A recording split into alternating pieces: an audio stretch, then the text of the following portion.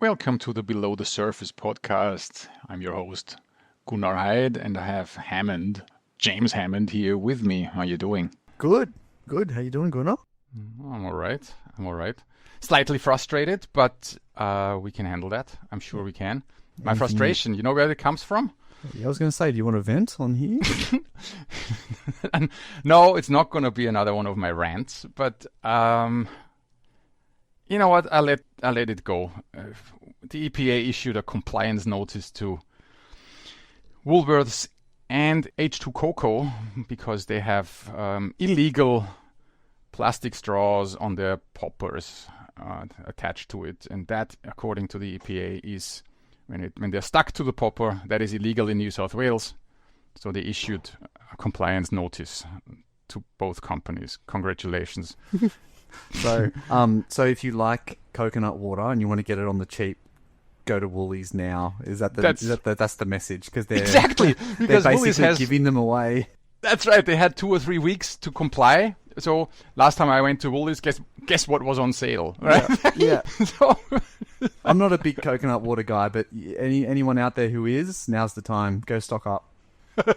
Yes, and whatever you do, they're going to end up in a landfill anyway. So that's it. Just dispose of the straws responsibly. Yes, that's exactly right. Never mind the carton and plastic lined container, but we don't worry about that one. Yeah, it's okay. The cheeky plastic lining. Yeah, we don't. Yes. Don't talk about that. But what's really frustrating is, and I link to it in the show notes, is that our superwise federal government has just put into the budget $47 billion of diesel fuel excise refunds to mining industries and farmers in the next 4 years. So if you are a mining company or a coal mining company, for every liter of diesel that you buy, you get 52.6 cents back. Well done, government. That's the way to go. I know the mining industry is having such a hard time in this current climate, pun intended. And so go ahead, 47 billion over 4 years. Congratulations. Drives me nuts. It's a weird one, isn't it? And we talked about this earlier, and I think my take on it was that we struggle to make this entertaining when we're talking about environmental science on this podcast, and if we start talking about excise and tax reform, then we're really going to lose people. That'd be a tough listen for this to become a tax reform podcast. I mean, I'm into it. I just think the audience might not be. No, but point taken. It's a weird one, isn't it? The old diesel excise. Like, okay, as if we hadn't any. We're talking incentives here. Right? This is so unbelievably counterproductive and so unbelievably dishonest. When you listen to all the politicians and what they say, how committed to climate change they are, and how committed to fighting climate change they are. Yeah. And then you put $47 billion over 4 years into the budget in clearly not only subsidizing, but encouraging diesel use. It's a lot of solar panels, isn't it? $42 billion. What? Yes, and a lot of EV subsidies and home battery subsidies. You know, the home battery subsidy that has set new world standards basically in Australia had to be cut down because, you know, the $3 billion that was assigned to it got eaten up in the first X months. So they said, whoa, we didn't expect that to happen. You know, where's all this money going to come from? Yeah. I just found a source. Well, yeah, and I learned very quickly in government that when people say, you know, there's no money for that, that's not true. There's always money for stuff. It's just a matter of where you want to allocate it. So that's right. Where the government wants to allocate it. So remember COVID? Yes. Suddenly we had a lot of money. Hey, let's talk about something happier story, because guess what? Ladies and gentlemen, boys and girls, or whatever we say here these days, without offending anybody. 4 Pillars is hiring. Yeah. Tell us more. for the first time in a while, we're hiring, which is pretty awesome. So we've been focusing on, I guess, things internally, getting our systems right and building our client base. And now we're ready to grow again, which is awesome. And you sound like a politician. Give me a break here. We need someone to join our team. We want somebody to join our team. So we're looking for a grad or an early career person to do environmental management work, a lot of reporting and environmental monitoring stuff, which will be awesome. And then we're looking for two senior people. So we're looking for an impact assessment and approvals specialist, and we're looking for a contaminated land and waste specialist. And so the approvals person would work with me. The contam person would work with you, Gunnar. So if anyone wants to figure out what it's like to work with us, we've got 45 episodes here in a back catalogue. Go and have a listen, and what you hear is what you get. Yeah, this episode is all about disclaimers in our industry. Mm-hmm. So maybe I should say one right here. So whoever applies for the contaminated sites job will need to work with me. I don't say that I didn't warn you. Okay, that's all I'm saying here. Is like that's maybe a good or a bad thing, but you have been warned. That's one of the selling points of the job, Gunnar, that we put up there. They get to work with you. So it's awesome. So the best place to go for that, for some more information, is LinkedIn, and the jobs are listed there. So anyone who might be interested or is thinking of a change, go check it out. We'd love to have you. We're a small firm, but we're high performing, and it's a good place to work. So we'd like to hear from you. All right, let us know. Yeah, you go. Please do. We're talking to Sarah Mansfield. The first time we have someone a repeat. It's not a repeat. It's not a rerun. It's just she's coming on for the second time. Returning Sarah. We mustn't have scared her too much the first time around. She's willing to come back again. Sarah doesn't strike me as someone who gets scared easily. That's a good point. No, but she was. So we're talking disclaimers in environmental reports. I have a feeling this is something that will help a lot of people. Yeah. Whenever you talk to Sarah, whether it's on a podcast or at one of the ALGA meetings that she is frequenting, she is such a gem. It's such an absolutely lovely person to talk to. She's a legend. She certainly is. I don't know. We don't need to introduce her at all. We chit-chat a little bit at the beginning, and then we dive into a rather, again, legal stuff is never very riveting, but she made it sound so entertaining. Yeah, I was going to say it sounds boring, but anyone who's seen the title and is like, nah, this one's not for me, have a listen, because there's a lot of useful stuff in there beyond just talking about the ins and outs of disclaimers. Here she is, the ever so charming and ever so wonderful Sarah Mansfield. Greetings, Sarah. Hello. Oh, look at us in our cool headsets. Oh, yeah. Very, very tech. We haven't got a golden mic, though, so that's unfortunate. Well, one of these days we will. That's right. The recognition we deserve, and the industry will bestow a golden microphone upon Gunnar and I. That sounds like a fantastic category for an ALGA award. Yeah, me too. The podcast category. Where's that category? Where is that category? Right. Yeah. When is somebody going to nominate us for some sort of award or some sort of prize? But damn time.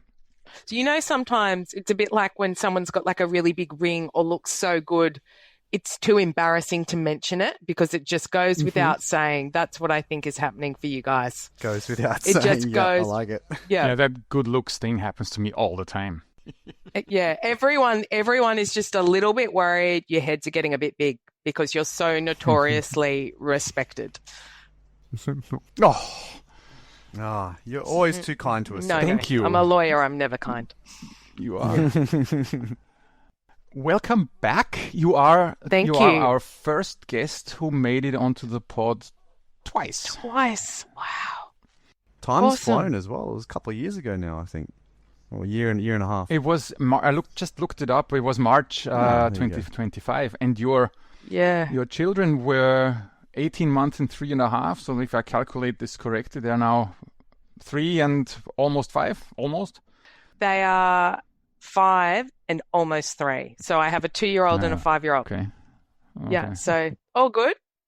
This stuff, like the nitty-gritty of that phase of life, is very interesting to James and I.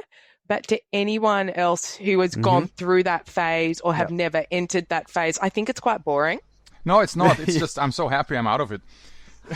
It probably brings a lot of joy to people who are out of that phase perhaps. And Yeah. people who haven't entered that phase yet have no idea what we're talking about and no idea what's coming. And it's best that you don't.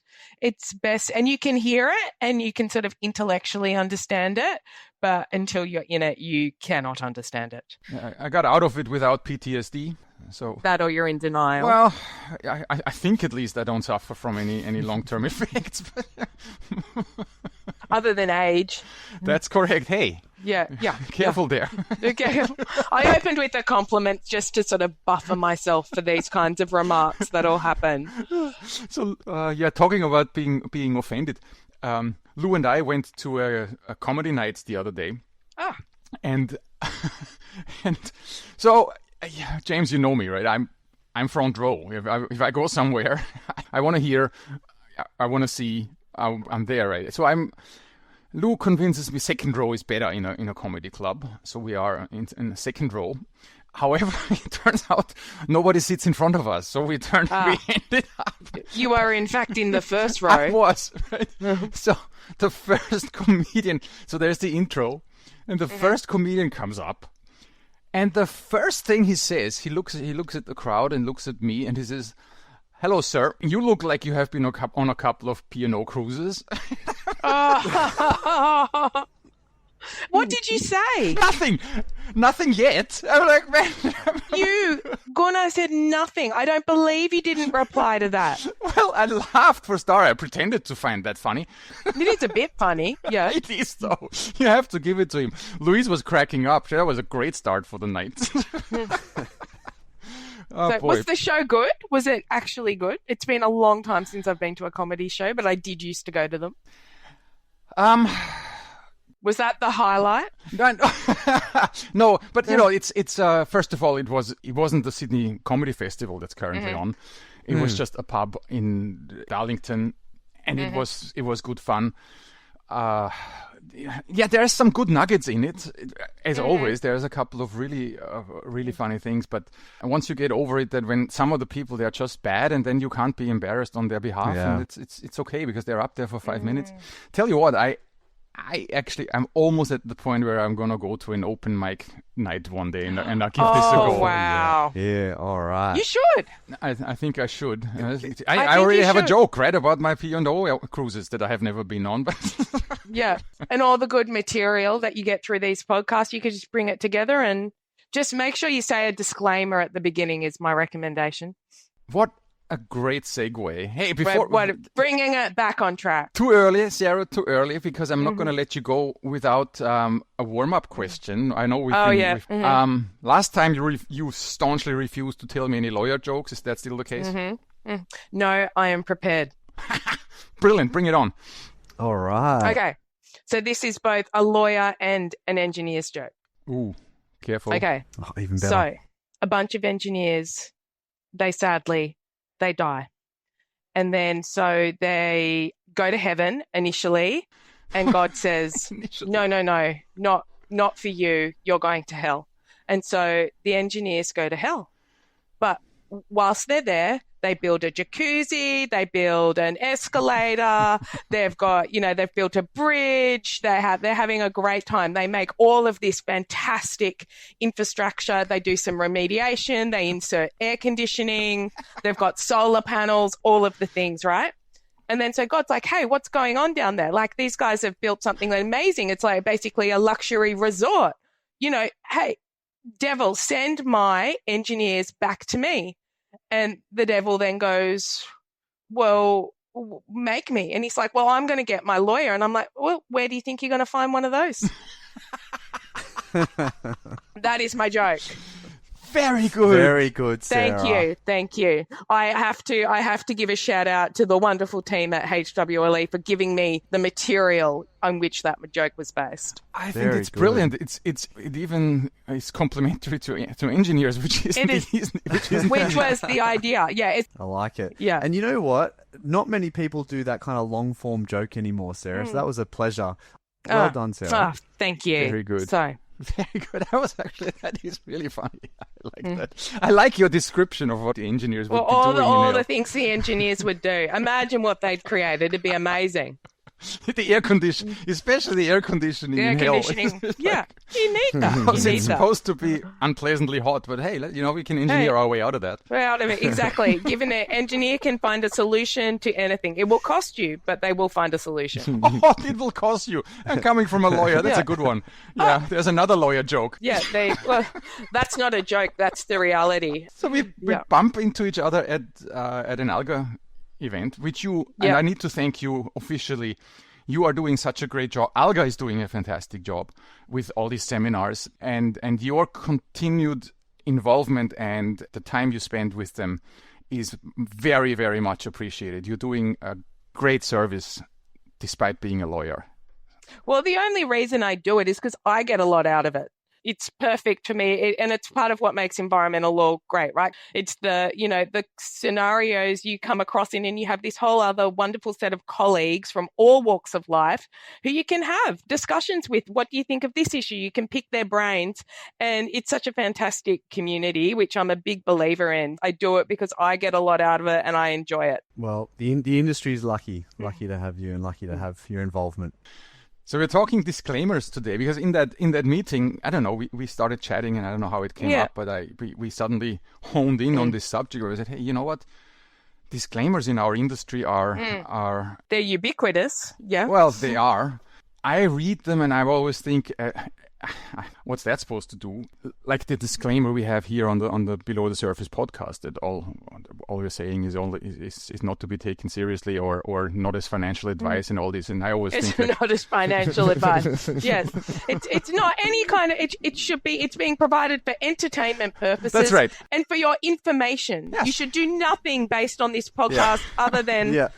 laugh and think about some issues. yeah. And then I am of course thinking, hey, if you're dumb enough to take a random podcast and take serious either financial or whatever advice on it, then you had it coming.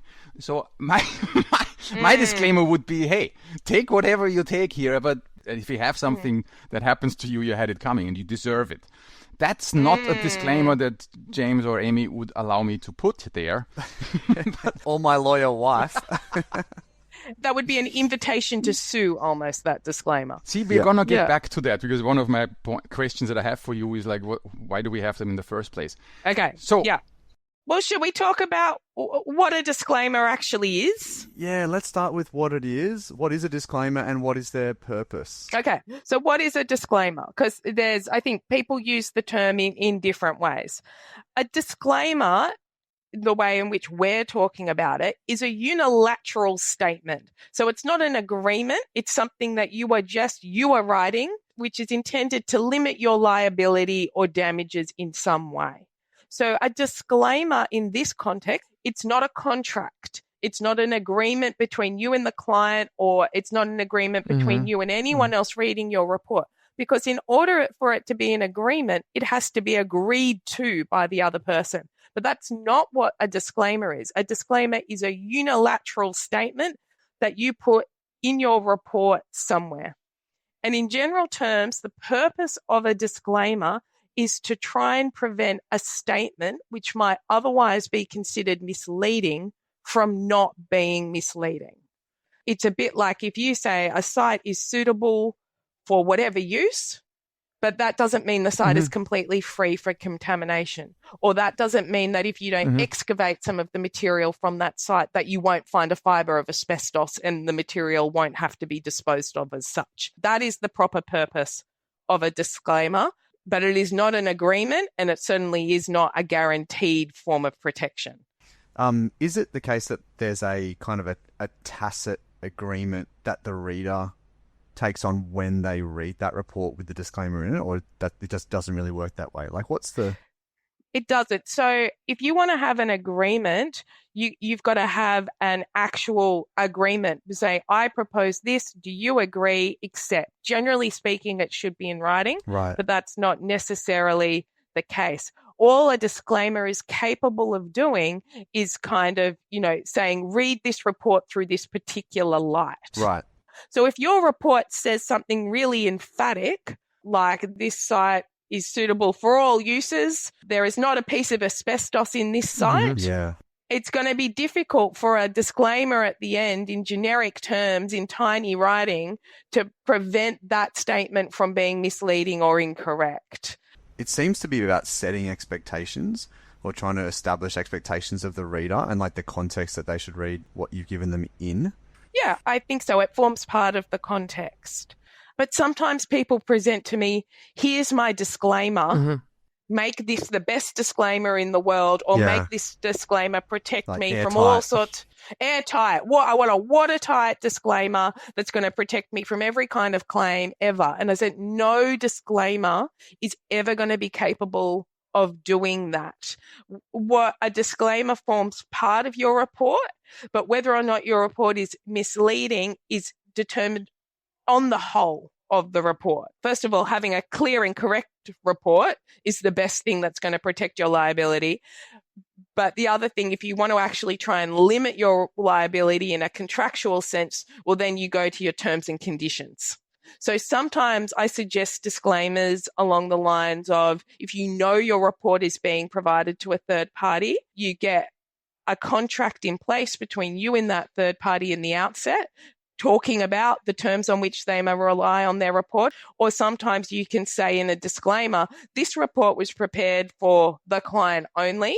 If you would like to rely on this report, you need to talk to me about whether or not this report is suitable for your purpose and enter into a contract in relation to your reliance. Even then, that's not going to be a guarantee, but that's probably better than a generic disclaimer that just says no one can ever rely on this, full stop. You snuck something in there. Two things I wanted to double click on. First, you said there's a difference between a disclaimer and terms. What did you call them? Terms of service? Terms and conditions. Or a contract. Because some people sneak more or less disclaimers into their tenders. Yes. And I have a feeling that has to do with the fact that then they say, well, you hired me. I told you my report's going to be nonsense. So what are you complaining about now? Right? That's I'm paraphrasing here. So is this something people coming from the consultancy side, is this something we should be doing? I definitely wouldn't be putting a should like that there. I mean, first of all, I think gone are the days where consultants could put things in their terms and conditions and rely on the fact that no one's ever going to read them or look at them. Clients are much more sophisticated about that. They want to be able to rely on your reports.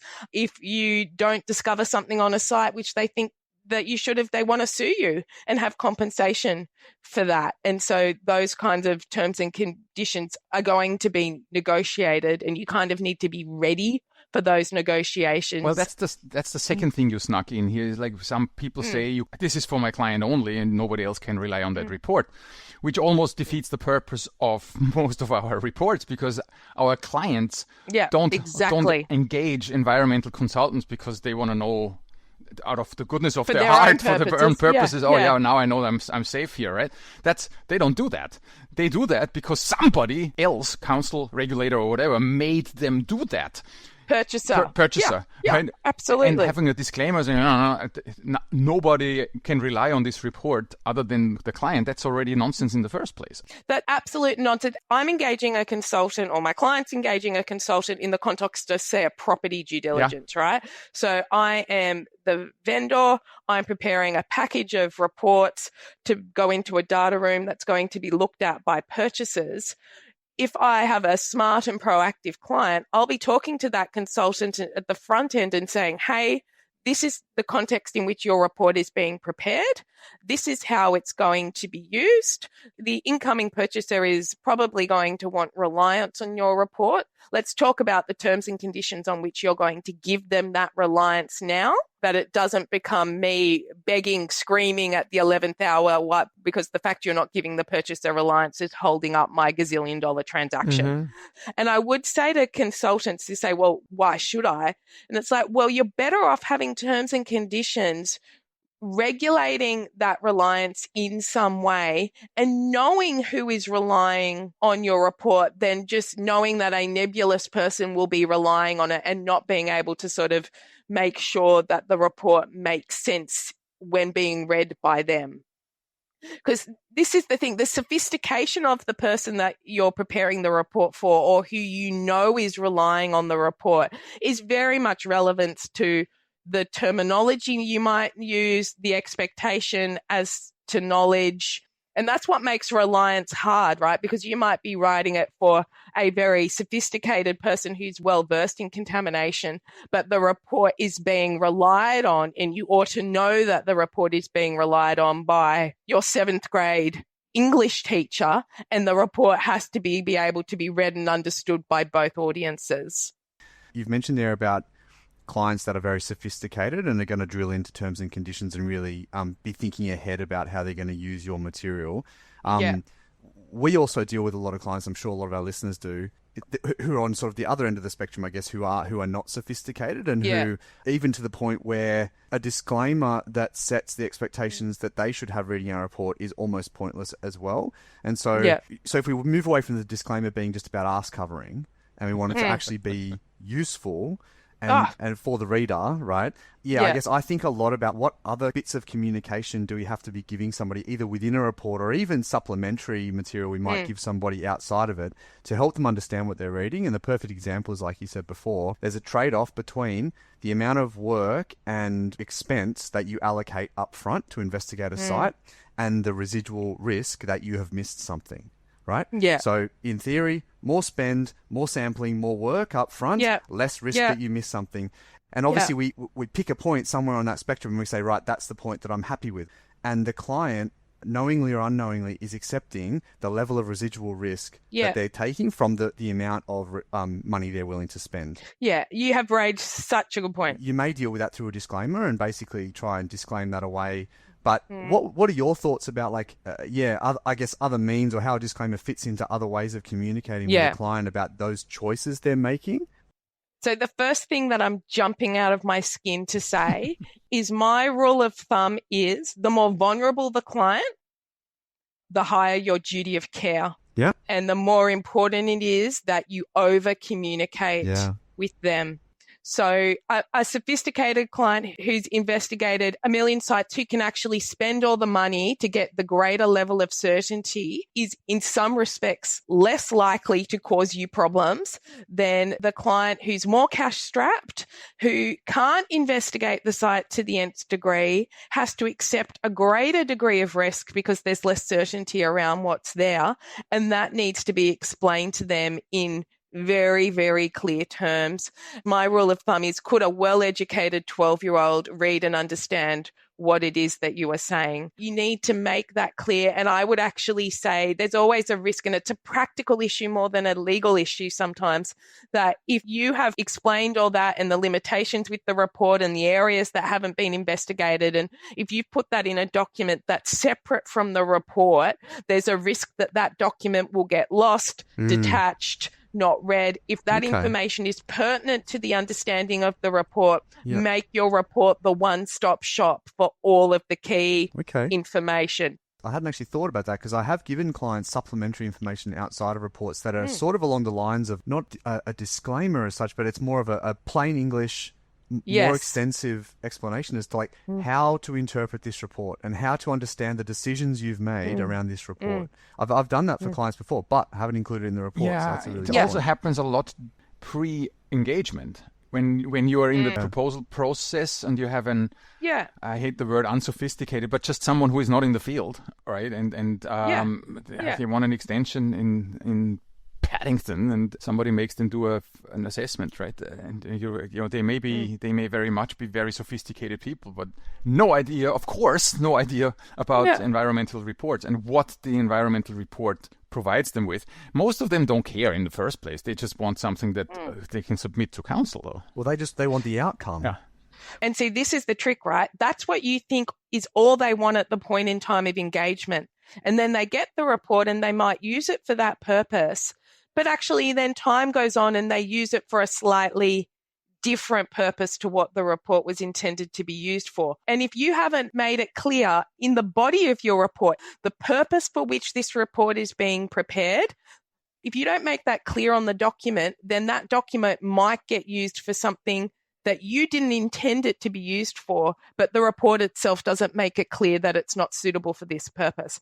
I once acted for an incredibly clever, incredibly wealthy, sophisticated client who did not understand that a DSI report that they'd received was different to a waste classification report. But then they excavated, and of course they had all these, it was asbestos, there was, all sorts of, higher order waste classifications, and those costs came completely out of the blue. Well, that person wasn't an idiot, far from it. But we forget, we probably have 100 years of collective experience on this podcast. We forget how much we know just by the fact that we've been working in this area for a really long period of time. Yeah. And the person that is reading our report may have never dealt with contamination before. I'm happy we've gone on this slight tangent. We'll bring it back in a second. I was about to pull it back because we're no longer talking disclaimers here. We're talking... Well, we are, but disclaimers are such a small part of the puzzle. So the law on this is very clear. It's like, a disclaimer is part of it. Sure, they're not irrelevant, but the court will look at all the facts and circumstances. They'll look at your scope of work, what you knew about what the client was doing, the correspondence that passed between you.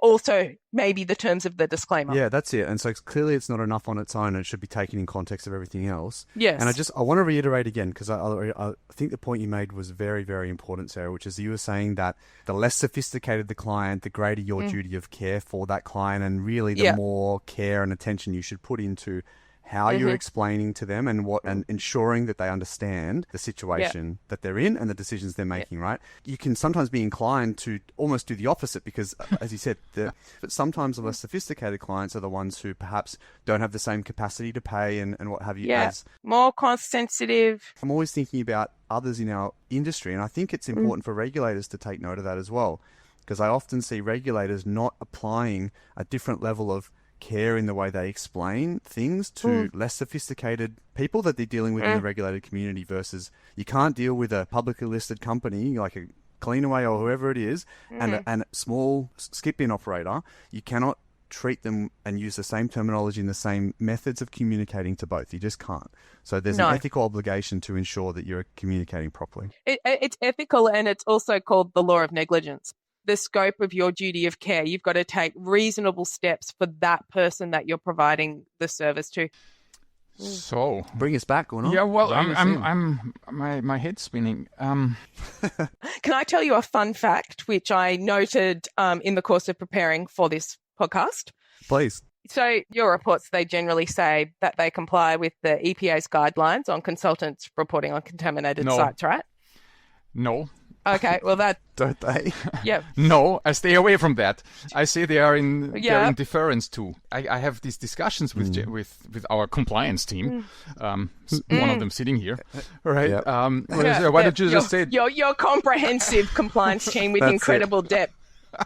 There's a lot of people whinging about compliance, but I stay away from that because I have yet to read a report that 100% complies with the reporting guidelines. I say that our report is written in deference to the reporting guidelines and the NEPM and whatever, because as soon as I say they are in accordance with, I'm lying.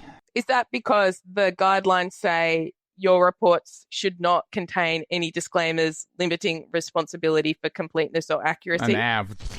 That's not my problem. I mean, there's other stuff. But I think this is notable. The EPA's guidelines on consultants reporting contaminated sites say your sign-off or approval should not be subject to disclaimers limiting responsibility or completeness or accuracy. Good one. For completeness or accuracy. For completeness or accuracy. But then the amusing thing about that is that those guidelines themselves contain a disclaimer.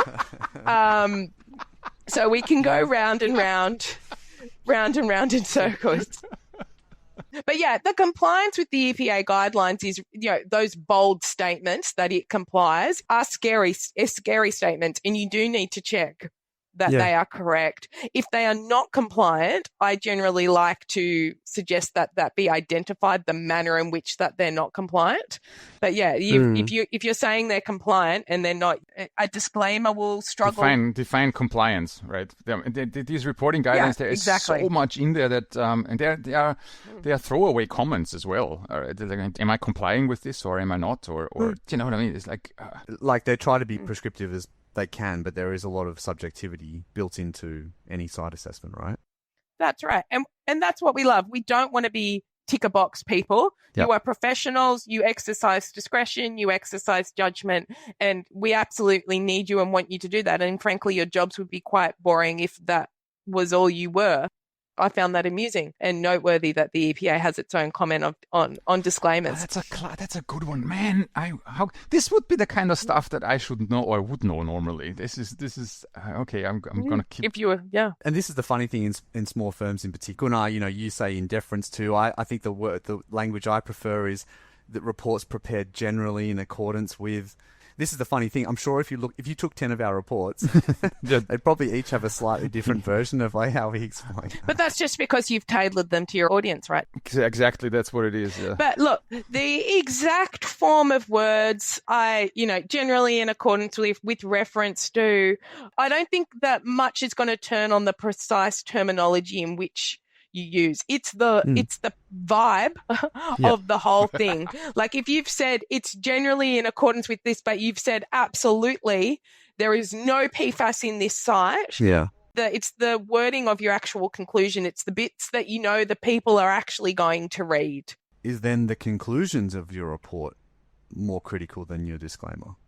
Of course, absolutely they are. The executive summary and the conclusions, they are the things that where you say what it is you're going to say. Yeah. In terms of things that I see wrong, which have led to misleading or deceptive conduct claims against consultants, including by third parties. Yeah. Most common mistake ever is wrong property or poorly defined property. Ooh. I'm serious. I'm serious. But I don't mean like the boundaries are wrong or it's the address isn't quite right and people thought it included one bit of parcel but it didn't. That is so common. I think in one of the first things I do when I get a consultant's report to review, I'm like, is this property that they've assessed, does it correspond with what the client is buying, selling, developing, whatever. And I know why this happens. It's because when the client gives you instructions, you'll be lucky to get a street address from them. But just because that's the information that you get, if you correct or clarify one thing at the outset, that's a good one. Another common mistake is where you've got a disclaimer saying there can be no reliance by third parties when blind Freddie can tell that there's going to be reliance by a third party on this report. Your conduct, the context, that disclaimer, I don't think is going to help you. We covered that. Basically, any environmental report that I have written is not for my client's entertainment. Yeah, but it's not because they wanted to get it. It's because someone or something is making them getting it. So it's automatically for the reliance of someone else. You should assume that's the case. Yeah. But then you've got this problem, right? Because there's this is another common mistake. You basically said, Gunnar, you're getting instructed by somebody that the somebody is not the person who's going to be relying on your report. So do you know how they're going to develop or use the land? Do you know how sophisticated they are? Probably not. So in the absence of that information and proceeding on the basis that you're not allowed to talk to that person, then you have to go back to my well-educated 12-year-old test, because that might be who is reading and relying on your report. It's like the art of any good professional. You do sometimes have, having difficult conversations with people in a way that makes them thank you for it at the end.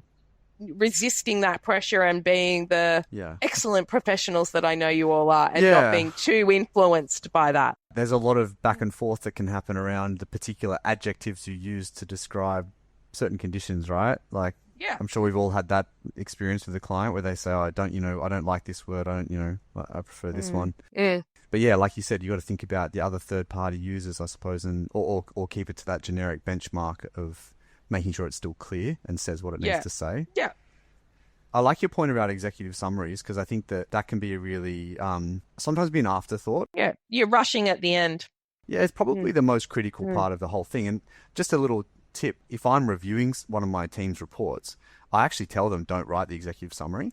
I read the report and then I write the executive summary, and then they check it to make sure that I've understood it properly, right? Because I think if you're too much in the detail, again, it leads you to write an executive summary that is too much in the detail and and potentially worded in a way that doesn't achieve that really kind of plain English level of communication. So yeah, I've just found it useful to have somebody else write your executive summary after they've read your report. You haven't offered that for me.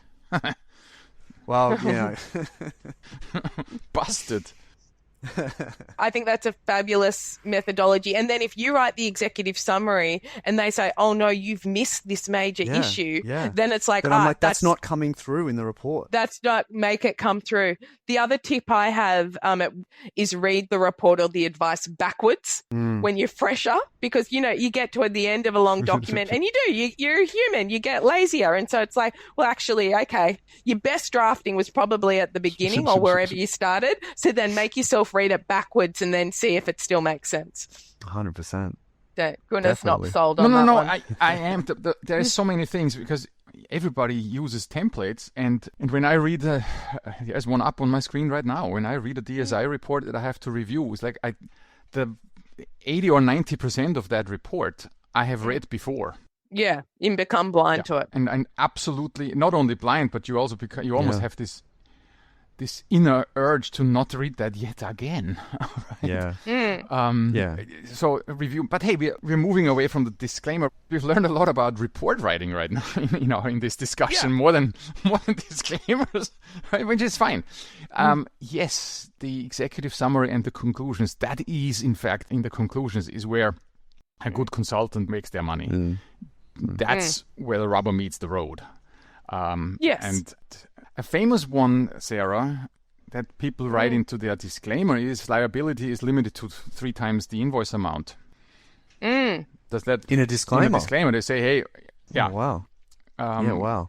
Well, that's not enforceable. Not enforceable. You might as well not. If you want to impose those kinds of conditions and limits and liabilities, then a contract is required. You cannot just say, any person who is reading this report needs to buy me a puppy. Like it's not enforceable. It's often, one of my favorite catch lines in any kind of argument is just because you say it doesn't make it true. In order to make I've said that to the other day. That didn't go down well. He said, but I'm and I said, yeah, it doesn't make you right.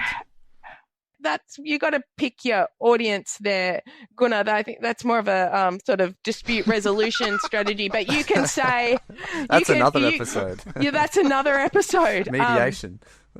Mediation. You can write the sky is purple in your disclaimer, and that doesn't make it true, just as much as you can try and impose contractual conditions via a disclaimer, and that does not make it true. If you want to limit your liability in some way, your best chance of being able to do that is in a contract where somebody agrees with you. So that's why sometimes consultants sort of get up in arms about someone requesting reliance on their report and asking for contractual reliance. Whereas I say, well, here is your chance to regulate that reliance or get your hands around that reliance in some way. Okay. So no puppies. No puppies. I mean, you cannot put your wish list of protections in a disclaimer. So we've learned no puppies and no limiting liability in a disclaimer because it's unilateral. It's the first thing you told us. It's unilateral. Yes, it's not a contract. Yeah, you can't just throw that in. It's different when you make that part of your tender. When you say, hey, by the way, by agreeing to this, my liability will be 3 times the invoice amount, and that's the end of that discussion. Is that something that is that then enforceable? That is potentially enforceable. There's a whole bunch of law that applies to whether or not a contractual provision like that is enforceable. There's unfair contracts legislation and a whole bunch of different rules that govern that relationship. But that kind of clause is at least potentially enforceable. Generally speaking, a court will not uphold or will be inclined to sort of push to one side a contractual provision, which, means that the substance of the bargain is completely illusionary. Like if they've paid good money for your report and if they can't rely on it to a reasonable extent, contractual provisions which make the bargain uncommercial, unfair, unrealistic. But if you put reasonable and appropriate terms and conditions, which are commercially sensible, not only is that probably good business, but they're also likely to be enforced. And also bear in mind, you cannot, generally speaking, exclude liability for misleading or deceptive conduct. you're limiting your contractual liability to that person. If you're misleading, that's a completely separate cause of action. Of course, every consultant would like a generic disclaimer that they can just chuck at the end of every report. That doesn't fly, does it? Disclaimer is more likely to be useful to you if it is tailored to the report, or in the very least the type of report. Think about at least having a different type of disclaimer for a PSI, DSI, waste classification, validation report. And if you are actually saying that the report complies with the guidelines, well, then you probably also have to have a look at whether or not the report is compliant with the bit on the guidelines about disclaimers. Another fun fact, though, of course, site audit statements, when you're using the prescribed form, that form is set and forget. Yeah. You can't put a disclaimer on the face of those reports. And I think it would be very difficult to draft an enforceable disclaimer for a site audit statement, because a site audit statement is a statement to whoever is reading it. It's commissioned by the client or commissioned or paid for by someone, but it is being prepared as an independent, often statutory certification that the report is meeting its objectives or as to site suitability. It's a disclaimer in those contexts has very limited opportunity to apply, and also potentially not that much work to do in any event. So roughly how long is a good disclaimer? Because I read them from 2 pages to 2 paragraphs. It's like... In many respects, the disclaimer, it's not the thing. It's the report. It might be a pithy statement, to the effect that this is a PSI. It is not prepared in relation to intrusive investigations. It is therefore limited. It is best endeavours to comply with the guidelines, but this report has inherent limitations because it's not based on any intrusive testing. It actually tells them something useful about how to read and interpret the report. A one-liner disclaimer saying this is for information purposes and there you go. Yeah. I don't know that does much. And frankly, I don't even know sometimes what for information purposes means. Should maybe a disclaimer be one of the first sections where we say, hey, not explanatory note? And not call it disclaimer, where we say, hey, listen, you're about to read a report here and we are trying our best. But, man, there is so little information that we make general statements about the site suitability, and yet we have 20 borings that are this big, and we are trying our best to characterize a site. But there are not only legal limitations, but there are physical limitations to what we are telling you here. Maybe a disclaimer should be called generic explanation or at the beginning. Make it something someone will read. Call it something like how to read this report, how to use this report. Put it somewhere where you open it before the table of context is a good option, and provide a plain English explanation of how to read the report. I think a really good thing to include, particularly when you're doing DSIs, is that note about the distinction between site suitability and waste classification, that they are different things. Yeah. That's such a good point, because I think people sometimes see, disclaimer and their eyes just kind of glaze over and they go, I can't interpret that. Or this is generic information that's not useful to me. This is a consultant trying to cover their backside. I'm not reading it. Well, that's right. And if you frame it differently as like, this is something to help you interpret this report that is, fully outside of what you do day to day, then it might be seen as more useful. Most of the time, people see disclaimers as, I suppose that their purpose is more in a legal sense, right? So to protect yourself from legal ramifications from something going people wrong. like Sarah. But from people like me, from the enemy. Well, correct. Yeah. Well, it depends. Hopefully, Sarah will be on our side, I'm sure. So, so probably the bigger thing that people sometimes miss is that, yes, there's the legal ramifications for something, but we have to also, just by having a disclaimer doesn't mean that you are free of consequences of your actions and what you write. When a client's upset about an outcome that's come from a report in their perception, the fraction that would then go on to legal processes, like where they're trying to actually legally recoup costs or whatever, would be a very, very small proportion of the overall number of situations like that. The vast majority would be more like the relationship and the commercial impacts and consequences of that happening. So I think we need to guard against that. Well, yeah, that's it. So it's like we don't want a disclaimer to just have a sole purpose of mitigating against legal risk. We want it to truly be something that's helpful to the reader to understand what it is, to avoid misunderstandings, miscommunications, and disappointments when the product doesn't do what they expect it to do. So I think it was at an Alga event recently. For some reason, somehow I ended up going on about, my purpose, what I like, why I like this area of law. And I think what I said was something on the lines of, I want to make people's lives better, happier, and prevent unnecessary. I know I'm going to bring it back relevant. Get that smirk off your face. Unnecessary. Yes, Hammond. Exactly. Unnecessary stress, cost, delay, all of the things. Yeah. And that's generally happens when people don't receive bad news. It's when they receive unexpected bad news. Whereas, and even if your report was perfect, even if it was entirely compliant with the EPA guidelines, it's not just the unpleasantness of having an upset client and maybe some commercial implications of that. The stress and time of the possibility of a claim, the cost of that is huge. You pay that cost, but it also takes you away from you doing what you actually want to do, which is all the other matters. You're not listening to this podcast. You're not turning up to Alga events. You're in meetings with people like me. And I make them as enjoyable as possible, but you don't. You're definitely not making money out of those meetings. I can tell you that. That's not what you want to be doing. So it's preventing those issues from arising by making sure, like, the client's not going to be happy with the outcome, but they're not going to be able to blame you for the outcome. And in fact, actually, they're going to engage you to do more work for them. Yeah, well, that's right. And the impacts of that are different. Yeah, that's a more of a lost client and lost opportunity impact than a legal impact. But that's again, that's a setting of expectations when you get engaged.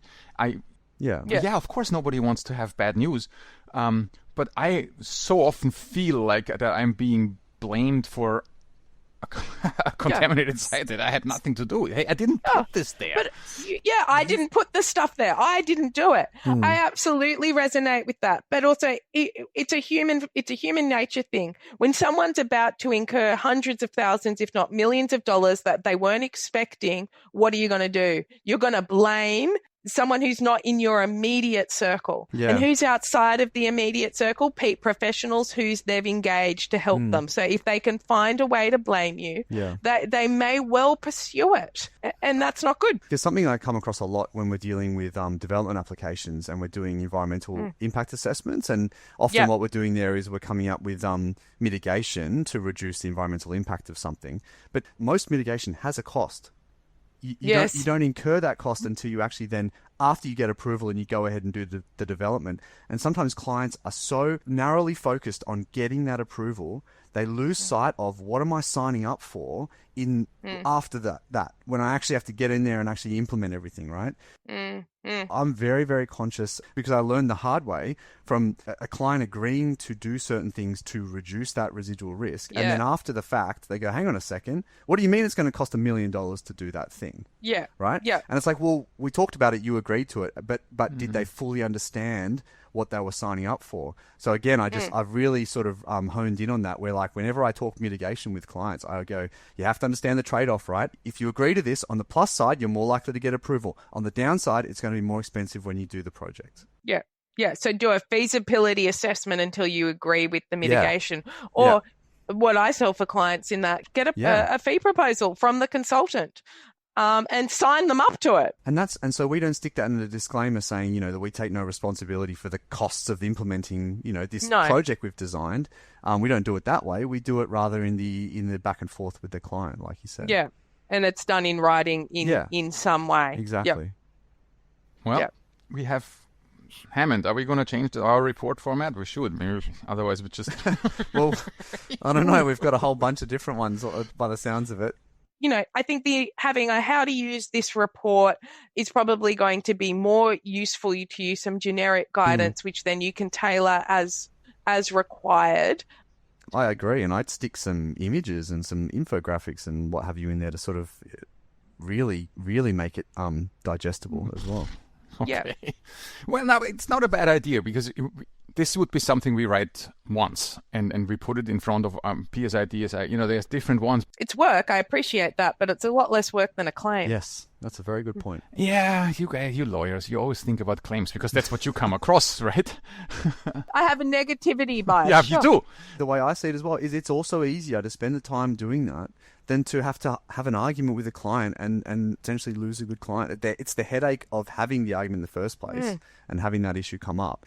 But it's easier when you're dealing with lawyers. So if you have sort of your generic disclaimer, and that comes to me and it's like, well, how is that reasonable? You knew someone else was going to be relying on this report. What do you mean it doesn't comply with the guidelines? All of those things. That's an argument you're going to struggle to win. But if you say this is objectively reasonable guidance as to how you should read and understand this report and what the report does not do, then I'm a bit, well, that seems very factual and objectively correct. Yeah. And it's not something that a lawyer, I think, would be wise to get their dirty little fingers on too much because that's your guidance. Very good. Okay, Sarah, thank you for joining us again. Congratulations you're welcome. on being the first. What is it? A double repeat guest. Yeah, repeat guest. Yeah, I could send you a little certificate of achievement if you want. That would be great. Thank you very much. I'd appreciate that. Right next to your Harvard degree or whatever it is, right? Yes, yeah. I'll put it right next to that. Thank you. I hope I see you next time at the next Alga. We'll see you then. All right. Thanks, guys.